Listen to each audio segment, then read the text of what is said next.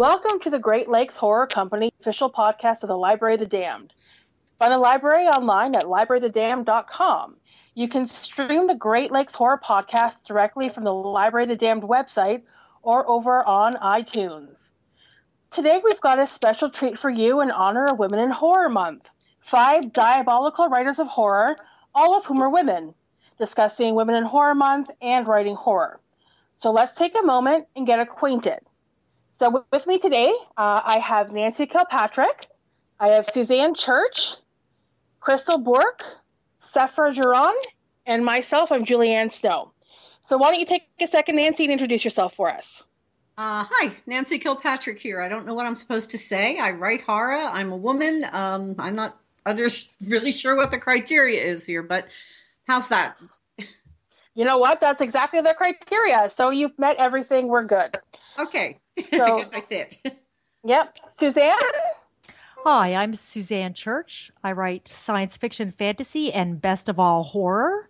And I'm so happy to be part of this podcast to give women in horror the attention that they so rightly deserve. Thank you, Suzanne. Crystal? Hi, I am Crystal Bourque. I am also a horror writer. I write more urban, dark fantasy, so I kind of slide into that genre, but it's still horror, so it's all good. And I, too, am a woman in horror, and I am an author, so I fit the criteria as well. Excellent. Sephera? Hi, I'm Sephera Giron, and I'm a horror writer. I have over 20 books published. They're either horror, or erotic, and I have some science fiction stuff coming out, too. Excellent. So those of you that don't know me, I'm Julianne. I'm a writer of speculative fiction with my roots that go deep into horror. I'm also a woman, so I believe that that pretty much sums up the reason why we're all here. So let's start off with an easy question. As a female horror writer, what does Women in Horror Month mean to you? Nancy, do you want to kick this one off for us? I guess I could. Please don't always start with me, though. I won't. Okay. Well, women in horror, I mean, it's an interesting idea because I think women in horror, this is a funny field. It's always been guys doing horror over the years. Not that there haven't been women, but there's just been a few. You can go back to Mary Shelley and you can go to all kinds of other, isolated women who wrote horror. But now there's a whole lot of women that write horror. But I think we've been kind of ghettoized in a certain way because a lot of male writers in the horror field anyway, not necessarily fans, but male writers, they seem to feel that women can't write anything that's really horrific, that we do the kind of soft, mushy kind of horror stuff. And so I think that the Women in Horror Month is good. It's been going for a few years, and it always kind of accentuates the idea that women have a big scope as well in terms of writing horror, and they can write visceral horror, they can write psychological, they can do all kinds of horror, just like male writers do. Perhaps we're not quite as fixated as male writers on the gore end of things. Not to say we can't do it. I've done it. I think every woman here has done it, but we maybe have more of a big scope. So I think that needs to be expressed, that women can do anything. Thank you, Nancy. Crystal, what do you think? What does Women in Horror mean to you? Well, I'm finding the perspective interesting just because I feel like I'm sort of new to the realm of writing. I haven't been doing it for as long as some of the other fantastic women in this group chat right now. So, to me, I'm kind of excited that we have our own Women in Horror Month to kind of celebrate sort of the strides that have been made over time from, exactly what Nancy has been talking about. I still think there's some things that could be changed, but I think I'm feeling pretty positive that focusing on women writers, especially in horror, is not a bad thing at all. Okay, thank you. Suzanne, anything to add? I think more than anything, during the current political climate that we're experiencing here in February of 2017, it's nice to just touch the stone that says, let's focus on women who write horror or participate in horror for a little while, just to make sure that we're getting the same kind of attention that male writers in the industry are getting. I think that it's important for people to know that just because the topic is scary doesn't mean that women are somehow so afraid that they wouldn't participate, so to speak. Okay, thank you. Sephera. I guess you're asking about the Women in Horror Month concept. Yeah, like what does it mean to you? Well, back when it first started, I believe, about 8 years ago or so, I was a little taken aback. I didn't feel like we needed a Women in Horror Month because I felt the field was quite flush with women and male writers and readers and publishers and editors, and I didn't really feel the need for women to be singled out, as it were. However, as time has gone backwards and now in 2017, it's like 1954 or something, much like Suzanne said, with the current political climate, it seems like women have to fight all over again to be thought of as equal or something. Something's going on. So it's nice to have this month where women are pointed at and singled out for being women in horror writers. I think it's a good idea now, and I'm glad we do have it. So even though, at first I wasn't too on board with it, now I'm totally on board with it. And I just want to say, and we'll probably talk about this a bit later too, that I don't find it so much the people actually working in the field that have difficulty with women horror writers. It's trying to get the readers to pick up the books by the women horror writers, which is also why I think it's nice to have this month, because especially now that we have social media and Facebook, we certainly, more names are getting out that readers may not have been familiar with, because as we all know, we all get addicted to the same thing. So Women in Horror Month allows people to expand their reading lists. And it's not just writers. This is Women in Horror for everybody, filmmakers, artists, musicians, everybody in the horror field. And that's what I have to say.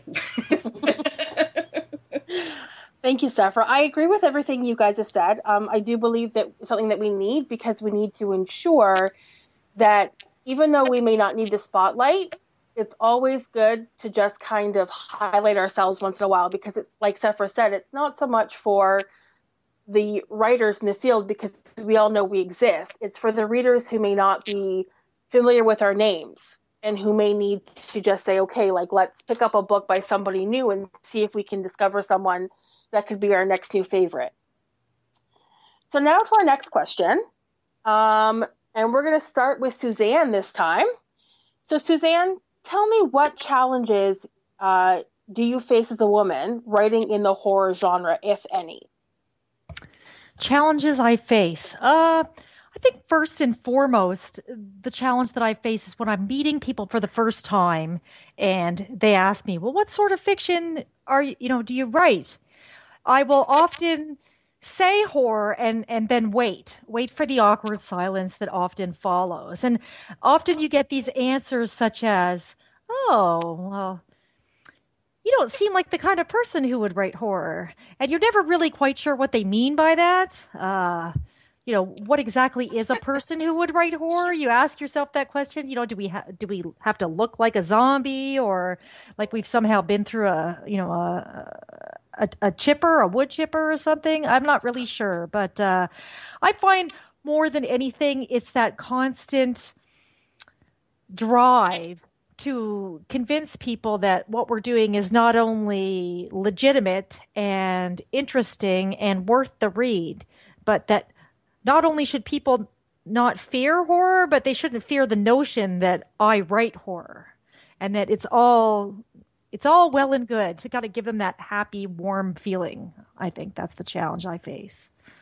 Okay. Sephera, what about you? What challenges do you face as a woman writing in the horror genre?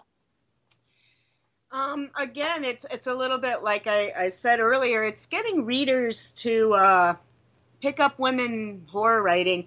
I used to write for leisure books way back, and I guess nowadays people don't even know what a glorious thing leisure books was, especially for people who like to read horror.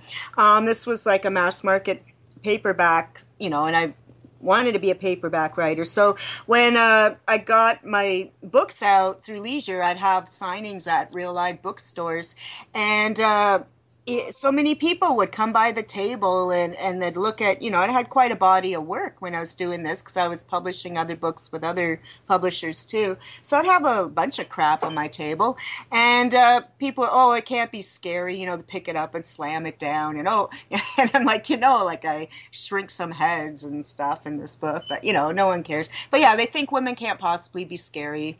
Although I don't know why people think that when, if they've ever met, a mom who's protecting her child or whatever, we can be pretty scary. But yeah, to me, the biggest challenge is not getting published, is not writing, is not thinking up ideas. It's getting readers to take a woman horror writer seriously. Because it's like Suzanne said. I guess Suzanne, like me, we're both really kind of happy, cheerful people, and we laugh a lot and we're friendly. And so I guess that's what they mean when they say, oh, you don't look like a horror writer, because they're like, well, what am I supposed to look like? You look like exactly. You should write romance. Yeah. It's like, why should I write romance? Just because I'm a girl, Yeah. So these are the, and even though I myself have been publishing since 1999, I think my first horror novel was published then, and I was published long before that in short stories. It's still amazing how, we're still fighting this particular battle that for some reason women can't be scary, or wouldn't be as scary as a guy, or I don't even know. I'd have to wear someone else's brain for a while and try and figure out where they go with those thoughts, because I don't understand how people can't think women can't be scary, because just look at history. We're pretty scary. Ever seen Lizzie Borden? Or anyways, that's my answer. Yeah. I agree. Actually, I think that the more normal and happy-go-lucky and just happy that we are, the better it disarms people and makes them want to pick up what we have to read, more so than anything else. Because if we were to epitomize being horror writers, then sometimes that could actually work against us. So, Nancy, what challenges do you face as a woman writing in the horror genre? Well, in the past, and I've been writing a long time, since the 80s, so I had, at the beginning of my career, that reaction that people have talked about, oh my God, you write horror, you really do? But I haven't had that in a long time, and I think that the whole society has become more, I guess, other than certain presidents of the United States, hesitant to voice their opinions like that. And what I feel now is that it's almost like a psychological problem that people, and especially people that work in the horror field, the industry, have almost an unconscious bias that they're not even aware of. So you end up having people reacting to you without knowing that they're reacting to you, and if you called them on it, they wouldn't even, they wouldn't hesitate to say, no, of course women can write horror. But I think it plays out in how the world works. This is the way I'm feeling about it in my dotage here. That it's basically it's something that is not so obvious or evident, but it's there. And I see that with, there are, of course, lots of horror writers who have said, there are male horror writers who have said this, that women don't write as, as extreme horror as men, or they write kind of the romantic stuff or supernatural horror kind of thing. But that's just very few men that would say that. And there's an awful lot of men that are supportive now of women that write in the horror field. But it's always been a guy's thing to write horror. And I think that there's a sort of an unspoken thing that if you really want a good horror story, you look to a male writer to get that. I don't think that's the case at all. I think every woman here would agree with me, and probably every woman who writes horror would agree with me, that women can write really dynamic horror, really visceral, really emotional, psychological, in-your-face horror. So, I've even had an editor said to me, I guess about 2 or 3 years ago, when I sent in a piece to a magazine that was published, he was astounded that, he actually, blurted out that I didn't know a woman could write like this. I felt like saying, well, lots of women can write like this. So, and it turned out that story ended up in an all-women issue of the magazine. So, I think it's not so much that people walk around thinking that anymore. At least with me, I think it's more that it's there and it's embedded in the culture or the world psyche that women have to be it's going to take generations. I'm afraid to say it, but I think we all have to do our best and put out what we put out and come on with some confidence about what we do.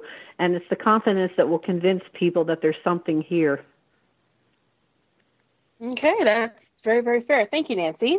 Okay, so then we'll go to Crystal. Crystal, what challenges do you face as a woman writing in the horror genre?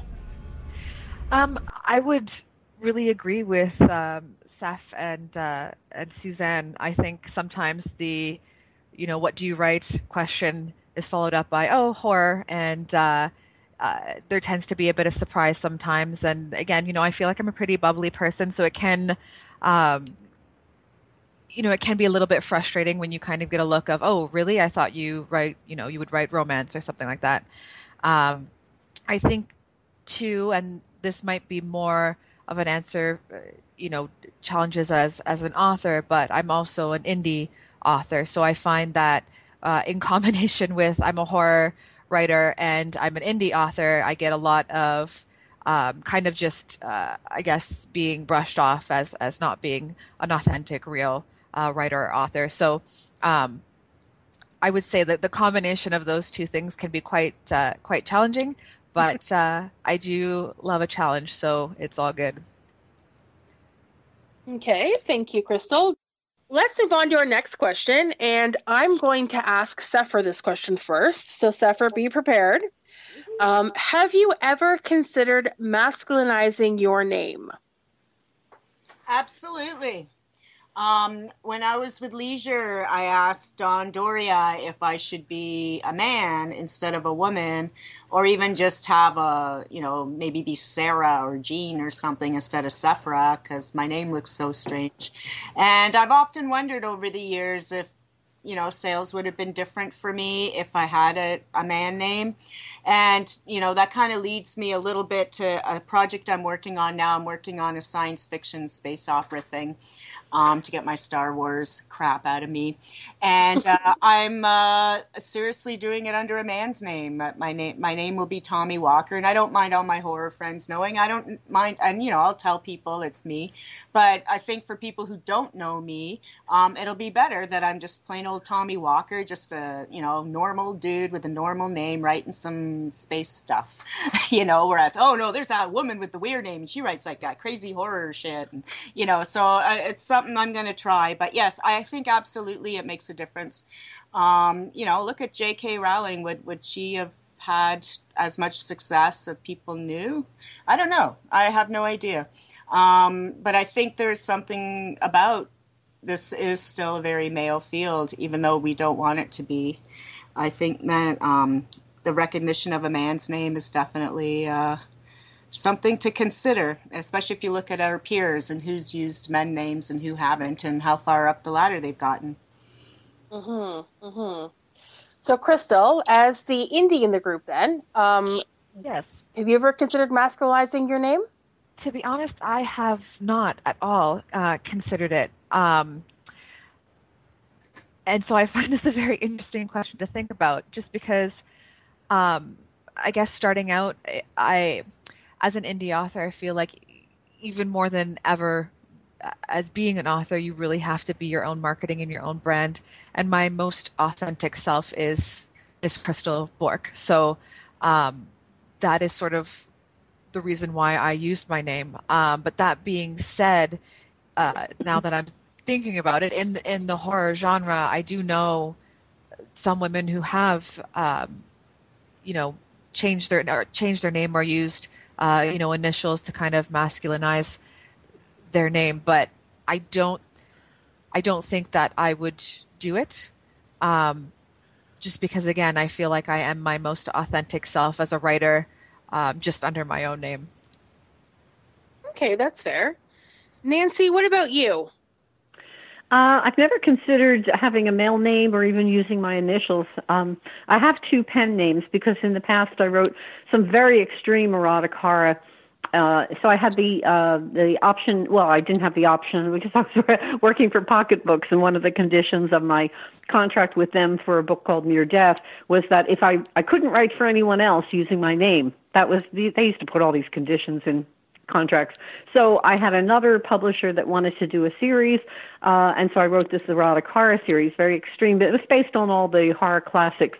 So the series was called The Darker Passions, but I had to change my name, and I thought, well, maybe I could use Nancy this, or I could use Kilpatrick that, and I, did that sort of dance of what to do, and then I thought, well, this series is kind of fun, and it's extreme, and it's tongue-in-cheek humor, and it's really hot and sexy. Maybe I should have a name that goes with that. So I came up with a name, and I won't go into how I found this name, but I did.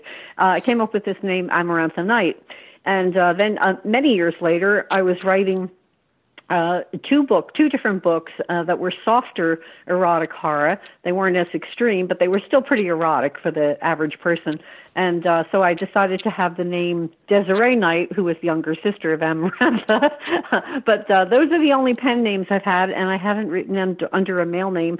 I don't think I would because I just, there's something about me, I don't know if I can say this on the radio, but there's something about me, I have this fuck you attitude in a lot of ways, and one of the things I wouldn't do is I wouldn't go against something that I really don't want to do, and it's not something I want to do, so I'm not going to do it just because I think, I don't delude myself that I'm going to end up at some, New York Times best-selling author. It's not going to happen. Horror is a very tiny part of the whole writing industry. It used to be 8%. It's probably even less now.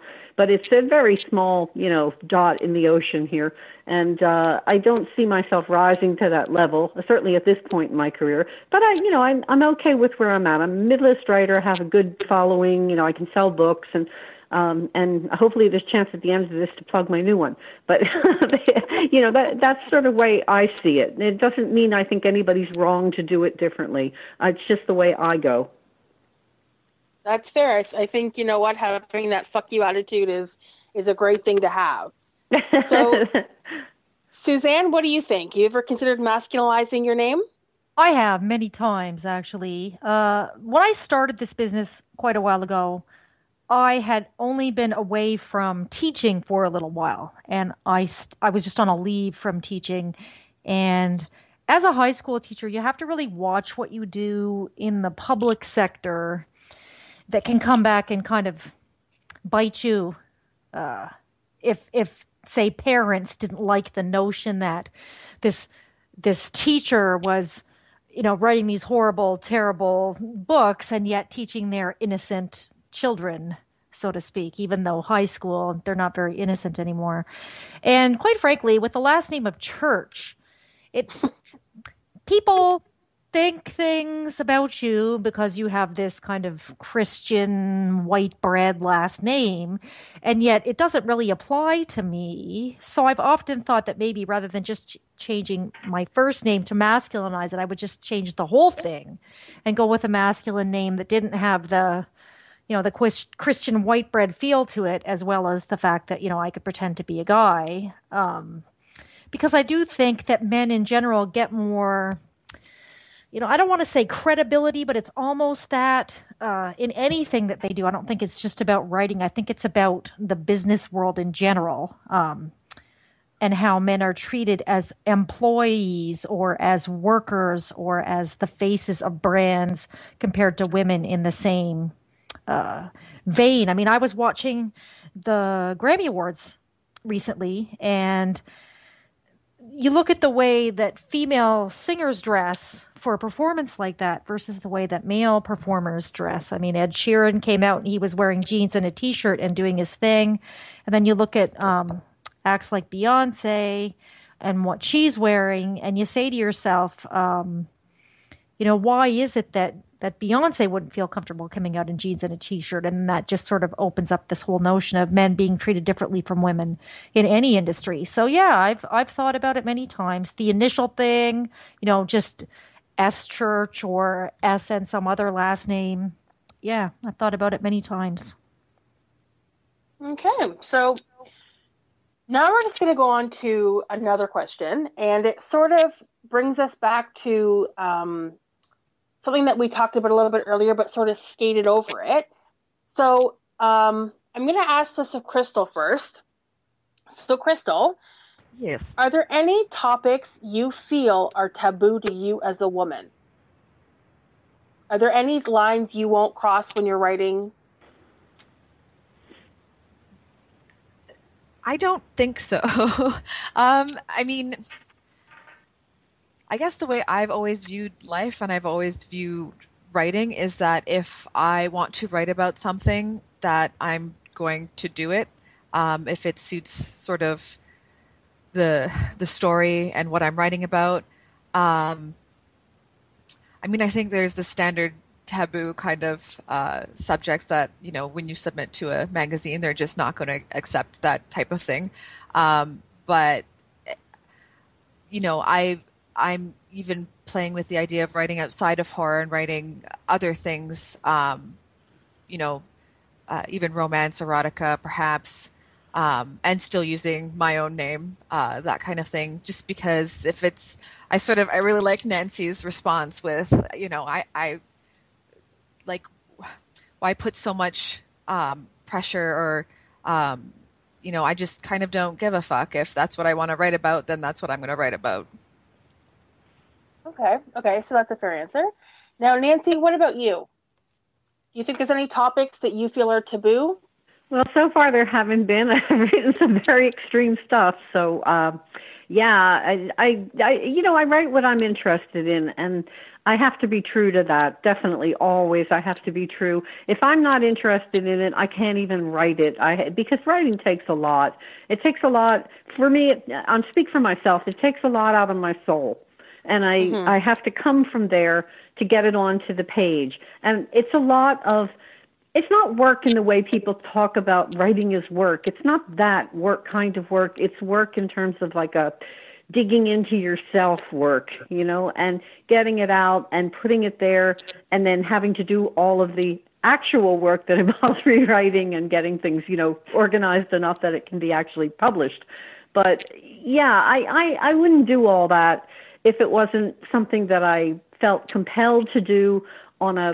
It's really hard to describe creativity in a way because, you know, it's a compulsion to get this thing that is in you out. And when it's out there, it's what it is. And to try to censor it in any way, it's just not in me to do that because I feel like it's a disrespect to myself. It's a disrespect to life in general.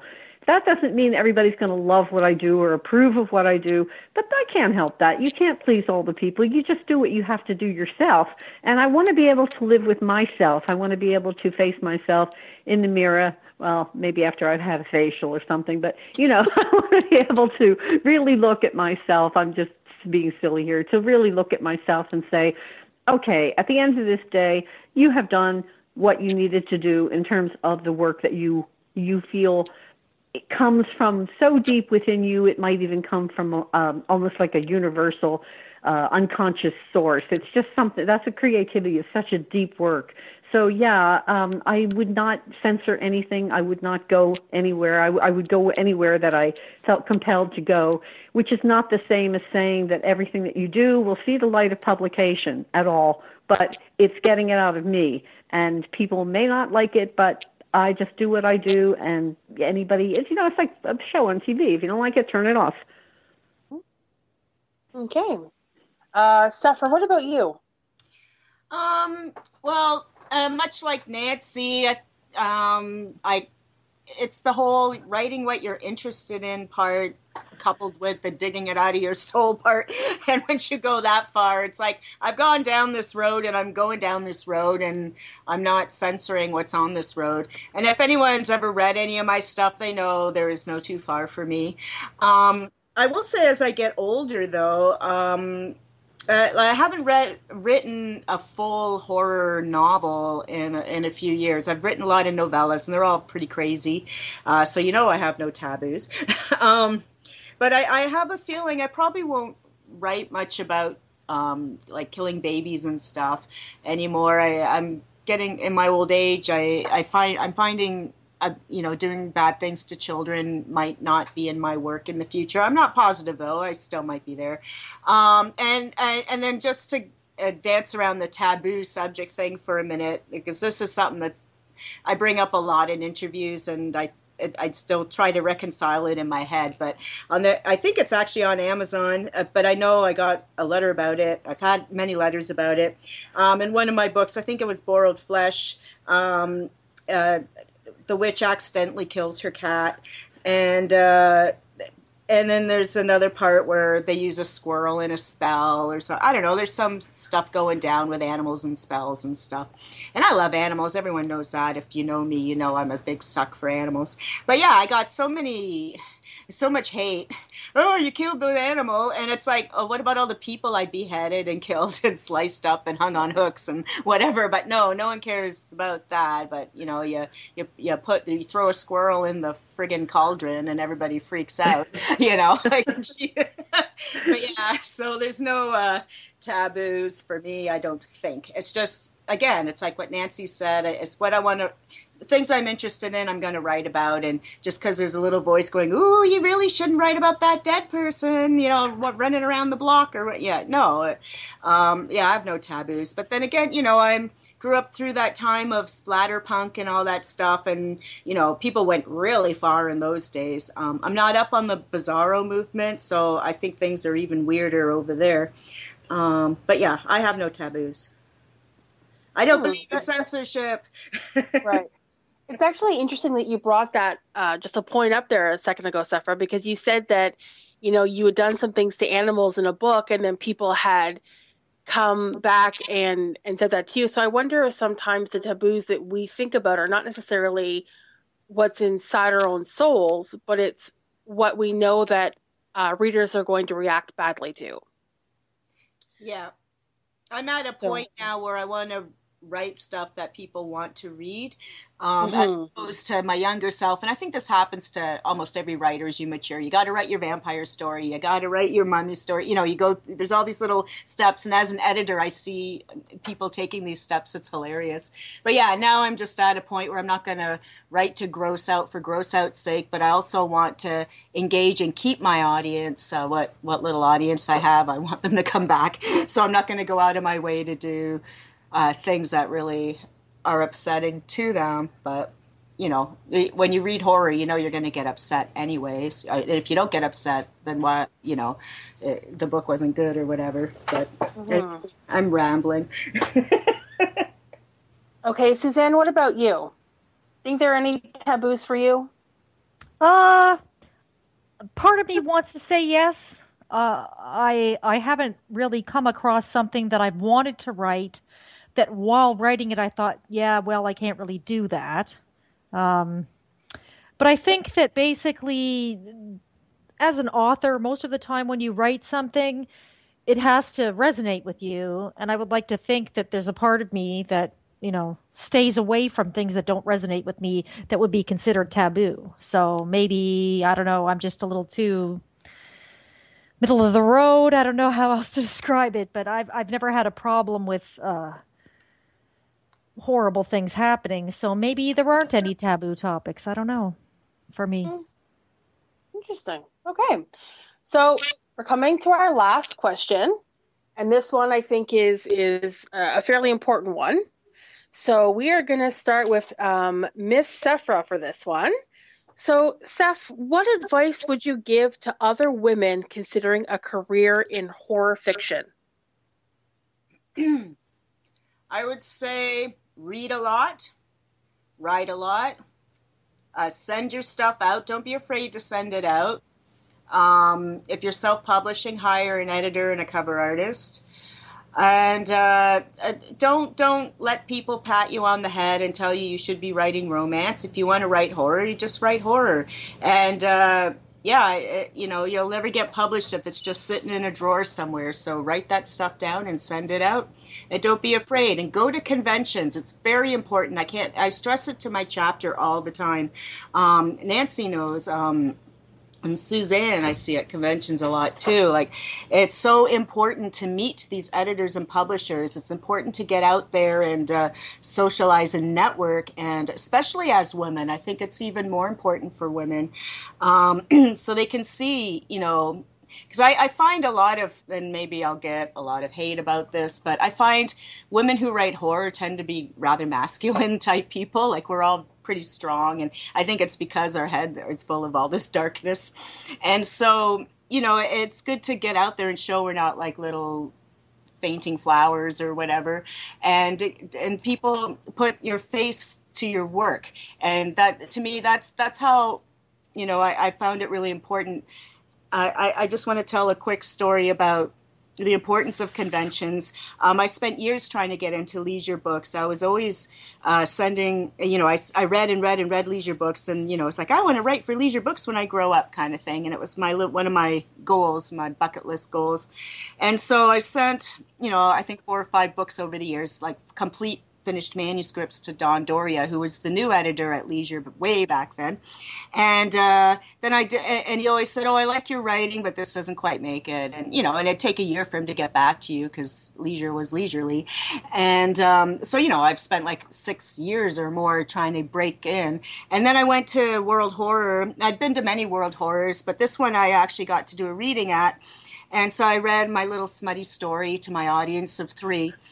And then and this was before internet days, and when I finished reading, and of course I was disappointed there were only 3 people there, but I was like, fuck it, I'm reading anyways. And then at the end, one of the people came over to me, shook my hand, and introduced himself as Don Doria, and I nearly had a fucking heart attack. So I always tell people, don't be sad if there's only 2 or 3 people in the audience, because you never know. It might be that one person you wanted. Anyway, so he came over to me, said, "You haven't sent me anything in a while." I said, "Well, I've kind of given up because I don't think I'm ever going to be able to write what you want me to write." And he said, No. He said, "I love your writing. It's just you're sending me all this fantasy stuff, and it needs to be more focused on horror. Just get it more focused towards horror." And so I did. I sent him House of Pain, a synopsis for that, because it actually had been a screenplay for a movie, but that's a whole other thing. And so that's how I got my deal, was because I went to a convention and I, read to a crowd of 2 or 3, and I got my kick at the can. So, I'd say it's so important to go out and meet people. Otherwise, I never would have known Don actually liked my work, and I never would have thought to send him anything else, and I never would have had a leisure career, and then went on to publish with him at Sam Hain as well. Oh, also, to the other question, when I was at Sam Hain, I said to him again, "Hey, I want to write under a man's name." I said, "I want to write under a man's name. My name's too weird. I think people don't want to buy my books because the name's so weird, because it's not like I'm getting shitty reviews. They're just not even being sold." But he said, no, Sephera, you have a beautiful name. You keep your name. You're not doing any other name. So, so that's my biggest advice, is go to conventions, go to the horror. Like, I don't know if World Horror is happening this year or ever again, but now we have StokerCon, which is done by the Horror Writers Association. This year it'll be this year being 2017, it'll be on the Queen Mary this year in California. And so you're all trapped on a boat with the likes of George R.R. Martin and Chuck Wendig and Nancy Kilpatrick and Nancy Holder and a whole pile of people. And you really get to know people, and you go to panels, you learn things. But the key thing is go to those parties, because you meet the publishers and editors, and they get to know you. And of course, it's a networking game like anything else. People are going to, fill the slots with people they know or familiar with before they will with total strangers. And that's just a fact of life, and that's just how it goes. So to get to the top of that slush pile, you got to get your face known. That's my advice. Okay, thank you, Sephera. So, Suzanne, what about you? What advice do you have? I think my biggest piece of advice would be to be brave. Don't be afraid to put yourself out there, however that happens to be it on social media like Twitter or Facebook, be it on just submitting things, getting stuff out in front of publishers, be it going to conventions as Sephera suggested. Just be brave, and just don't be afraid to write those words, and don't second guess yourself and say, "Oh, I'm not sure if this is too dark or too this or too that." Like, just be brave and put yourself out there. The more honest and true and heartfelt you are in your writing, the better chance you're going to have of success. Okay, thank you, Suzanne. Crystal, what advice do you have? The advice that has been given so far is really pretty awesome. I know for myself, again, as an indie author, as that is my experience, I personally was looking for a space where I could learn from other authors, and so I joined the HWA. And I mean, so far, it's opened up incredible opportunities, including, you know, I'm sitting on a panel again with some pretty amazing women, and you know, part of attending different conferences and being brave, I think, is also just listening to the advice that, you know, the women in a group like the HWA can provide to you as an author who's really trying to kind of break into writing, because ultimately you're kind of all going through the same thing, you know, just kind of at different times. So that would definitely be my advice. Okay, thank you. And we'll leave off with Nancy. Nancy, what advice do you have for all of the women that out there that want to start writing in horror and having a career in it? I think all the advice that's been given so far is terrific. So everything everyone said, and the only thing I would add to that is that I have read on social media quite a bit about women feeling like they don't have the courage to submit stories, that they've been rejected or whatever. And I just want to say to anyone who is female who wants to write horror or anything else, you've got to develop a rhino skin. You really have to get over this whole shrinking violet thing, because this is not how the world works. You have to be able to feel confidence within yourself, and whatever it takes to get that confidence, just to, if you have to every single day of your life, go and stand in front of a mirror and say, you have value, you have a right to do things. Whatever it's going to take for you to feel like you are a solid person inside. You have a right to talk to people about your writing. You have a right to go to editors and see if they want to buy your stuff. You have a right to submit material. You've got to get over that kind of fear or that, diminishment, whatever it is. It's not going to get you anywhere. It's just going to make you bitter and angry and resentful. So, get out there and do your stuff and feel like you have every right in the world, just like everyone else, to do your stuff. Okay, thank you, Nancy. So this pretty much concludes everything, our little Women in Horror panel today. So I want to thank Nancy Kilpatrick, Suzanne Church, Crystal Bourque, and Sephera Giron for joining me today. And I'd like to give each of you just a second or two, or a moment, however long you want to take, just to sort of add anything that you want to add, whether it's telling us about a new book or prompting us to go somewhere and read something from you. So let's start with Nancy. All right. Right. We get to the other side again. Yeah, I would like to just promote to some extent my new novel, which is the first in a series of 6, possibly 7 books. And it is called Revenge of the Vampire King. You can buy it right now on internet. You can buy it on Amazon. Barnes & Noble is here in the U.S. and so on. And it's in ebook format now. It will be in print in April. And yes, it's a vampire story, but hey, it's not like any that you've read before. I like to think of it as a vampire book for adults. Sounds very interesting.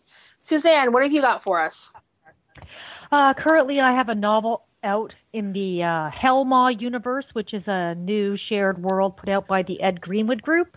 And my novel is called Soul Larcenist. And it's available at the usual places, Amazon, Kobo, that sort of thing. And you can also get it through the Ed Greenwood's website, which is Onder, Onder, Librum, Librum.com. Thank you, Suzanne. Crystal. Yes, I'm actually promoting my second novel in the Book of Eve series. It's called No Escape. I'm very excited about it. As it was much more fun to write than the first one, let's just say.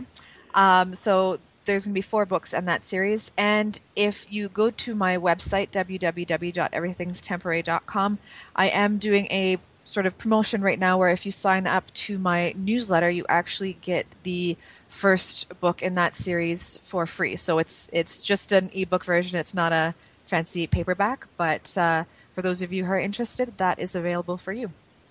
Thank you, Crystal. Sephera. Hi. I guess I'll mention the fact I think all of us are in an anthology called Group Hex.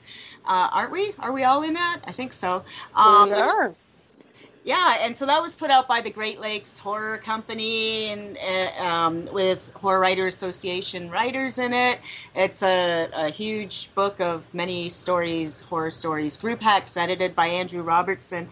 And then for my own schmoozy thing, I'm in a anthology called Intersections, 6 books of Ouija horror, and it's stories about Ouija boards, and mine's a novella. They're all novellas. All 6 stories are novellas, with Megan Hart and Brad Hodson, Carrie Lip, Rob Boley, and Chris Mars.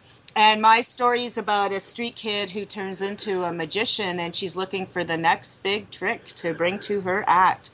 And you can follow me at sepheragiron.ca. That's my blog. You can follow me on Instagram, Twitter, all those places. And I don't use my real name, so just look me up and follow me and all that. Stalk me, please. Okay, thank you, Sephera. So now that this Women in Horror Month discussion is over, it's now time for our interview segment. And this episode, we have artist and Ghost Cats co-creator, Arinn Westendorf, who's going to be interviewed by Brian Clement. Okay, my name is Brian F.H. Clement. I am a member of the Horror Writers Association, and today I'm going to be interviewing Arinn Westendorf, who is an artist who does some creepy horror-type pieces. And full disclosure, we've been friends for a while, and together we work on Ghost Cats. So, Arinn, why don't you introduce yourself and talk a bit about what kind of art you do? Hello, my name is Arinn, and I do creepy art, like you said. I do primarily illustration and watercolor, and my favorite subject matter is creepy ladies, ghosts, and animals. Oh, of course, and having seen a lot of your work, I know how great it is. So I guess tell us a bit, how did you first become interested in drawing and painting, and what were some of the first subjects you worked on? As a little kid, I did lots of drawing, and at the time I mostly drew horses and cats, but one of the first drawings that I have saved is a picture I drew of my dad when we were at the dump and he was throwing out a garbage can. So that was a good start. And then when I was 30, I started painting. Cool. So have you ever worked in cartooning and stuff before you did Ghost Cats? Oh, yeah. When I was in high school, I actually wrote a comic series where I starred as a superhero, and I would fight villains in every episode. And you doodled this while you were in class, or? Yes, it was my math class activity, so I got not very good. I got really bad marks in math. But it turns out, in the end, it worked out for you. Yeah, man, I think I did okay. So since this is for the Great Lakes Horror Podcast, I guess tell us a bit how you think your art relates to the world of horror. Well, I have always read a lot of ghost stories and stories about the paranormal, so that's definitely been in my brain for like my whole life. And now as an adult, it's pretty cool to draw kind of spooky and unsettling works of art. I didn't always think that it really fit into the whole horror world, because I kind of think of that as being a different subculture. But then because of you, I realized, oh, it's actually, I'm drawing creepy stuff all the time. Of course that's like part of the horror umbrella. So I guess give us some examples of how it maybe comes through in some of your work. So give us some examples of what, maybe describe to the listeners some pieces that you would say were unnerving or creepy or would fall into that. So I have a few different series that I like to explore the same idea over and over again. So one I have is women kind of like who look kind of like dead, but maybe also undead, maybe kind of ghosty, like disemboweling themselves or cutting their own heads off or just kind of like stabbing themselves, and it's kind of creepy like that. And then now I'm working on another one where it's kind of like corpse-looking women in like a sea of hair. And so, so would you say, you've added the little ghost cats characters to some of these? So how did that come about, would you say? Well, I saw a friend of mine had been drawing ghost bears, and so I started doodling ghost animals. And then I really liked the look of ghost cats, and I added them to some regular portrait-style images that I had been doing. And then all of a sudden, you saw these images, which just had like women with ghosts looking over their shoulders, and that's when you really liked it, and we kind of started Ghost Cats. Yeah, we can talk about a bit more about that a little later, but I guess maybe for now, tell us what kind of styles would you say you're influenced by, and what kind of artists are you influenced by, and are you influenced by things you see in your day-to-day life other than just art? I'm really influenced by the pop surrealism movement, which is so huge right now, and a lot of female artists take part in it. And there's like characterized by a lot of like dreamy and obviously surreal images with women in it, and often like kind of like sexy or cool looking women, I guess. Mm-hmm. And so one of my favorite artists who she doesn't really fit in that, but it's Helen Jo, and she does really cool pieces of super tough women, kind of like fighting, and she has beautiful watercolor line work. And another favorite of mine is Stacy Rosich. She does incredible watercoloring that has kind of like creepy elements in it, like animals and masks and really patterned clothing. But I'm also influenced by books. I read a book about a literary kind of exploration of Japanese ghost stories, and that was like hugely influential for me.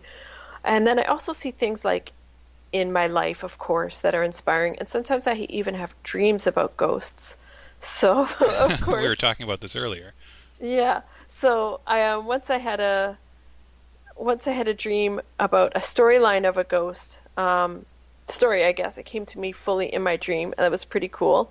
And then even last night, when I was thinking about this interview, I dreamed about going to a haunted house and searching for ghosts there.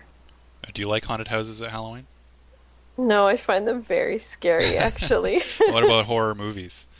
Oh, I don't like horror movies that much because they are pretty scary. But maybe like 1 week ago, I watched a Korean horror movie, and I didn't really realize it would be one. But it wasn't too scary for me. Maybe I'm like used to being scared now by drawing ghost cats. So I guess how did interest, I don't want to say obsession, maybe it's an obsession, how did the interest in ghosts, I guess, where was the genesis of it? I guess it's been going on for a couple of years now. Where do you think it started? I don't really know. Like when I was a little kid, I was really obsessed with ghost stories and reading books about ghosts and just everything about ghosts. But then it didn't really come to the front until a couple of years ago when I started drawing it, and I could kind of indulge in something which I had really loved when I was younger, and it got pushed to the side while I was, I don't know, like interested in other things, I guess, but maybe didn't really embrace that it was a cool thing to be interested in, or that it was like legit for me. Right, and I sort of started to suspect about a year and a half ago that you were in a ghost cult because you were always talking about ghosts and drawing ghosts, and you sent me this postcard you were on vacation at the time that said, hey Brian, have you ever gotten ghost mail before? Well, now you have. What a day. Ghost in big letters, and there's a drawing of a ghost. Yeah, well, ghosts are really fun to like talk about. They're fun to draw, and they're really cool because ghosts have so many powers. You know, like vampires have certain blocks, but ghosts can pretty much do anything, go anywhere. They could be at day or night, so they're really fun to explore in that way. So, I guess, what's your process? How would you say you take an idea, say you start, dreaming about these ideas of women with the long hair and the knives and everything. How do you take that, translate it into your painting? Because do you work in watercolor, ink, paint, that sort of thing?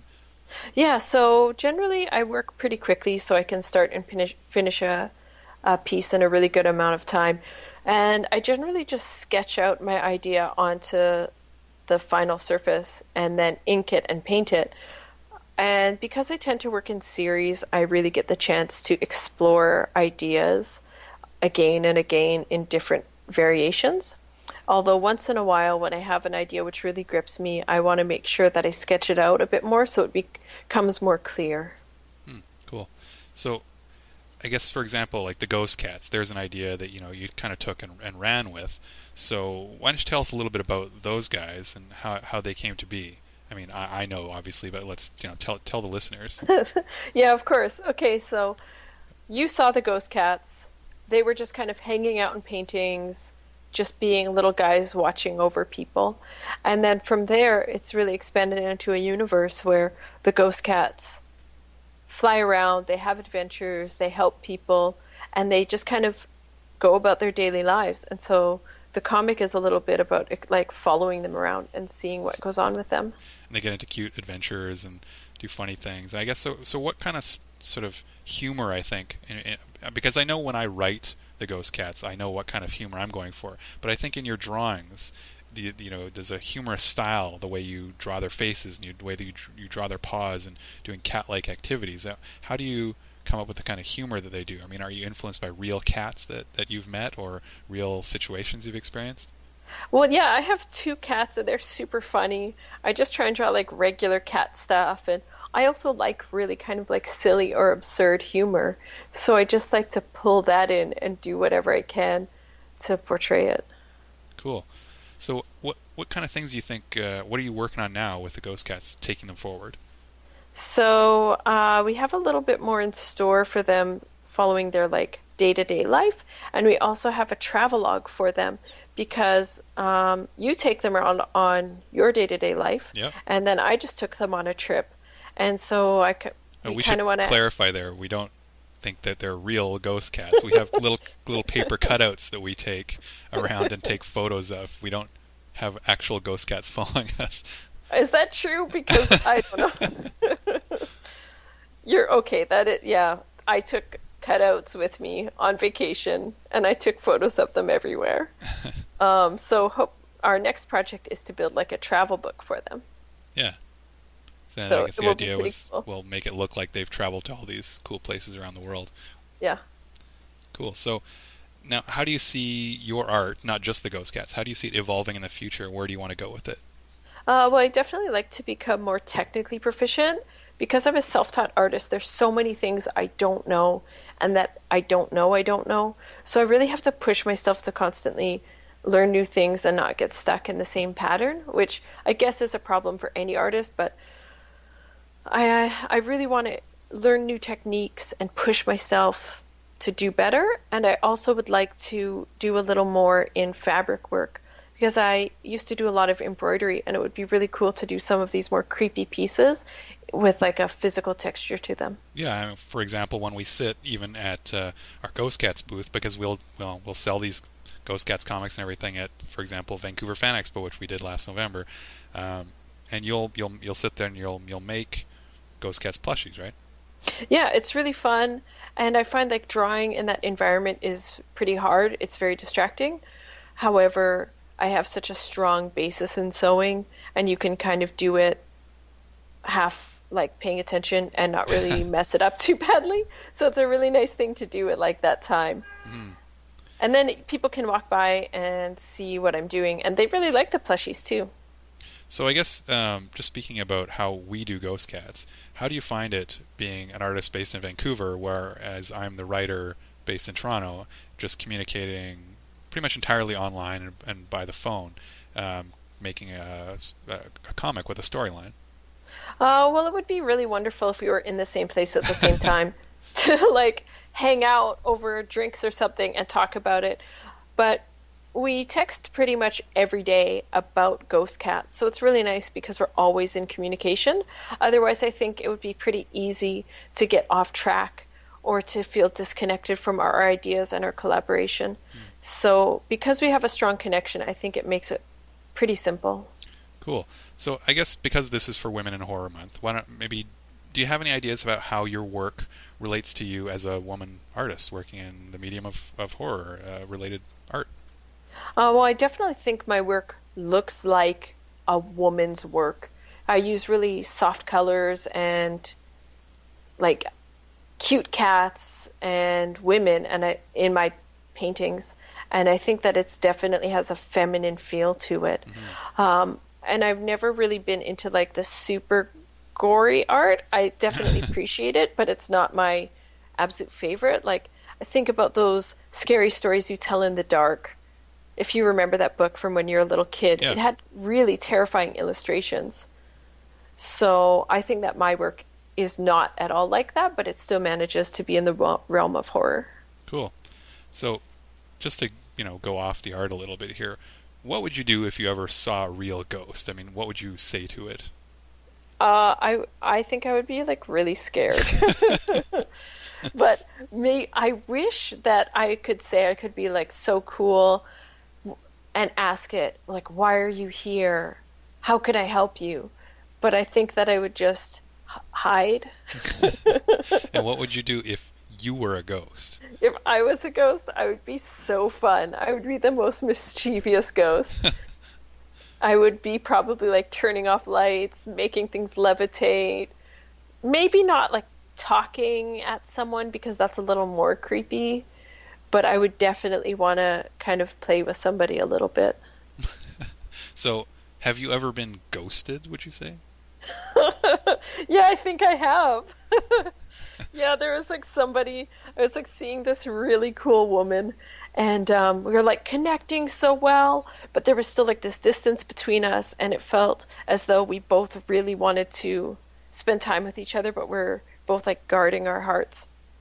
And I always wanted to see her more, but eventually she just like didn't respond to my text. It just like dropped away, and I was so bummed. Do you think she's a ghost now? She might be. She doesn't really exist on the internet. So she must be, because it feels like every living human has a Facebook account except her. Okay, so would you have anything, I guess because we're getting sort of short on time here, would you say there's anything else you want to add? I mean, how can we find you on the internet? Where can we look at your work? Where can we find the ghost cats? Well, you can find me on the internet. My website is my name, Arinn.com, Arinn. And then my personal page on Instagram is at Octopi Eyes. Then Ghost Cats the website is ghostcats.ca. And on Instagram, they're Ghost Cats Comic. Cool. So, anything else you want to tell us to wrap up? Thank you for having me. Yeah, it was great. Thanks for coming and chat. Yeah, my pleasure. Okay.